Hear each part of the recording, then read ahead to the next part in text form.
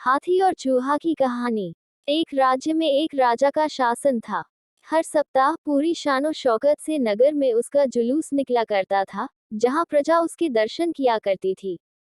एक दिन एक नन्हा चूहा उसी राजमार्ग के किनारे किनारे कहीं जा रहा था, जहां राजा का जुलूस निकलने वाला था।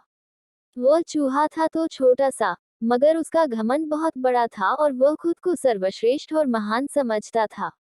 कुछ देर बाद राजमार्ग से राजा का भव्य जुलूस निकला, जिसे देखने लोगों की भीड़ लगने लगी।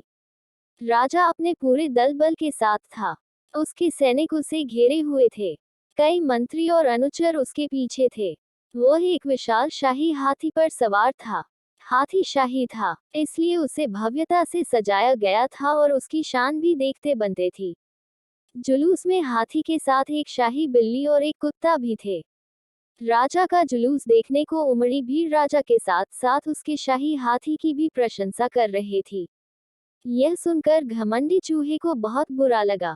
वह हाथी को गौर से देखने लगा, फिर सोचने लगा, इसमें ऐसी क्या खास बात है जो मुझ में नहीं। मैं भी उस जैसा ही हूँ।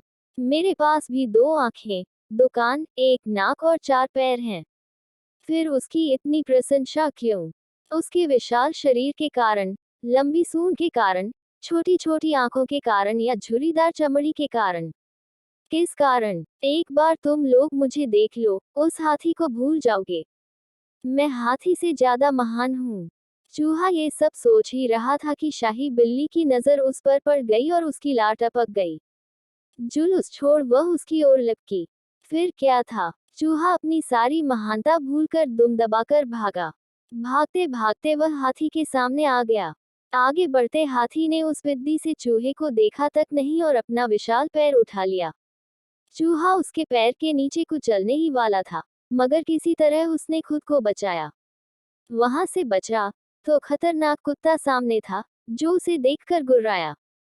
चूहा पूरी जान लगाकर वहां से भागा और राजमार्ग के किनारे स्थित एक छेद में घुस गया। उसका सारा घमंड उतर चुका था। उसे समझ आ चुका था कि वह इतना भी श्रेष्ठ और महान नहीं। सीख: किसी से मात्र रूप रंग की समानता हमें महान नहीं बनाती। महान हमारे गुण और कार्य बनाते हैं।